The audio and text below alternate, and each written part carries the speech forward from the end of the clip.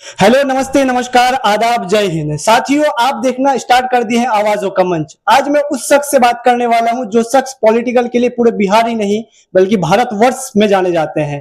Political का जब भी नाम आता है तब भी प्रशांत सर का नाम गूंजता है। मैं आज सबसे पहले प्रशांत सर को अपने चैनल पे दावत देना चाहता हूं और प्रशांत सर से कुछ बिंदुओं पे बात करने वाला हूं।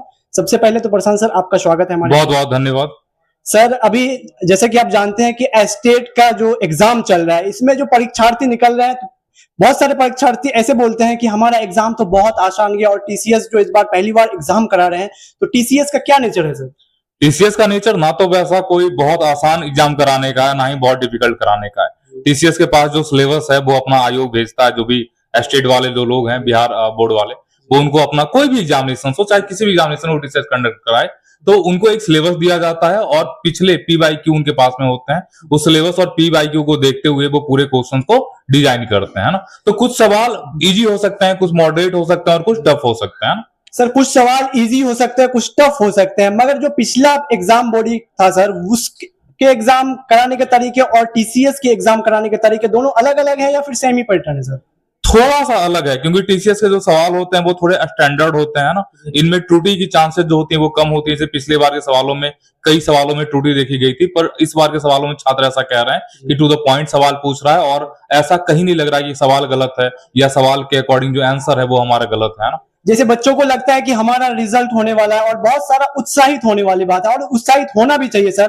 तो बच्चों को क्या अभी मतलब टीसीएस पे जो विश्वास किए हैं और टीसीएस जैसे एग्जाम करा रहे हैं, वो बच्चों के लिए बेनिफिशियल रहेगा या फिर बच्चों को और ज्यादा मतलब होता नहीं है कि बहुत ज्यादा उनके लिए वो रहेगा सर? और नहीं, एस्टेट बहुत अच्छा है और सारे बच्चों को अभी जाहिर सी बात है कि अभी एग्जामिनेशन आपका चल रहा है। बहुत सारे छात्रों का नवंबर में भी एग्जामिनेशन है, तो वैसे छात्रों का जो खासकर एस्टेट पेपर 2 को देने वाले हैं, उनके लिए सबसे बढ़िया ये रहेगा कि आप 2 साल का पीवाईक्यू अच्छे से देखिए और आपके पास जो आपका सब्जेक्ट है, जैसे सोशियोलॉजी है या पॉलिटिकल साइंस, जो भी सब्जेक्ट है आपका, तो उनके जो मेन पॉइंट्स है ना, बस उनको देख करके चाहिए। खासकर किताबों के नाम है ना, और साथ ही साथ जो मेन पॉइंट है ना, बस उसको देख करके जाइए, वहां से आपका एग्जामिनेशन क्लियर हो जाएगा। सर, अभी आप अपने चैनल पे महा मैराथन चला रहे हैं पॉलिटिकल साइंस के लिए। जो बच्चे एग्जाम दे दिए हैं उनका तो हो गया, अब जो बचे हुए हैं जिनका एग्जाम आगे होने वाला है, तो उसके लिए क्या सजेस्ट करिएगा सर? एक तो जाहिर सी बात है, दिन भर कॉल आते रहते हैं स्टेट पेपर 2 के लिए। तो जो छात्र पीजीटी की तैयारी कर रहे थे उनको मैंने पहले ही समझाया था कि स्टेट का एग्जामिनेशन आपका होगा, आप पीजीटी की तैयारी करो। अलग से कुछ स्टेट के लिए आपको करने की जरूरत नहीं है, पीजीटी की तैयारी करो, स्टेट उसी का एक पार्ट है आपका, वो निकल जाएगा। सिंपल सी बात है। दूसरी बड़ी बात है कि मैराथन क्लासेज अभी जा रही है, पीजीटी के लिए भी, स्टेट पेपर 2 के लिए भी जा रहा है आपका और समाज शास्त्र के लिए भी जा रहा है ना। तो दोनों मैराथन क्लासेस हमारी जा रही हैं। तो मैराथन क्लास को देखिए, उसमें हम बेसिकली उन्हीं पॉइंट को लेकर करके हम आपको करा रहे हैं। सर, आपके मैराथन से सिर्फ एग्जाम क्लियर हो जाएगा या फिर बाहर से भी पढ़ने की जरूरत है सर? नहीं, देखिए, 1 घंटा पढ़ करके आप चाहिएगा कि एग्जाम आपका क्लियर हो जाए, तो ये संभव वाली बात है, ऐसा कुछ नहीं होगा। हम बस आपको एक तरीके का गेस क्वेश्चन आपको करवा रहे हैं और बता रहे हैं कि रास्ता की इन टॉपिक से आपके सवाल पूछे जाएंगे। बाकी रिवीजन करना तो छात्रों का काम होगा। सर, अभी जानते हैं कि बिहार में इलेक्शन के माहौल है और इस इलेक्शन के माहौल में छात्रों के लिए बेनिफिशियल रहेगा ये स्टेट जो आने वाला टीआरई 4 है उसमें? देखिए, सिंपल सी बात समझिए कि छात्रों को भगवान का शुक्रिया अदा करना चाहिए कि बीच में इलेक्शन आ गया।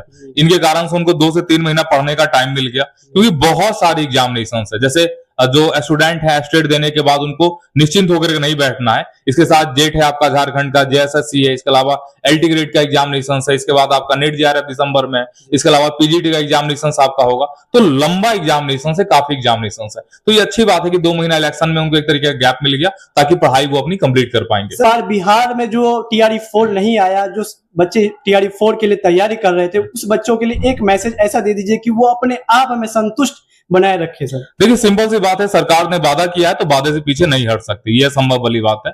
बाकी अपनी तैयारी को बहुत अच्छा कर करके आप लोग रखिए। और सिंपल सी बात है, अगर टीआरई 4 के लिए आप तैयारी कर रहे हैं तो जाहिर सी बात है टीआरई 4 आएगा ही आएगा और आपका एग्जामिनेशन होगा ही होगा। कितनी सीटों पर होगी इसको लेकर के जरूर एक अभी असमंजस बना हुआ है। जी सर, बहुत बहुत धन्यवाद। आपसे बात करके हमें बहुत अच्छा लगा। और छात्रों को एक लास्ट मैसेज इस दीपावली के शुभ अवसर पर द ऑफिसर अड्डा की तरफ से कुछ खास रहने वाला है क्या? देखिए, जाहिर सी बात है, दीपावली जो है खुशियों का त्योहार है, तो हम यही कहेंगे कि ठीक है, आप बहुत ज्यादा परेशान होंगे टीआरई वैकेंसी के कारण, तो कुछ देर के लिए, 1-2 दिन के लिए उसको भूल जाइए और दीपावली को पूरी अच्छे तरीके से एंजॉय कीजिए। और द ऑफिसर अड्डा के पूरे परिवार की तरफ से दीपावली की हार्दिक शुभकामनाएं।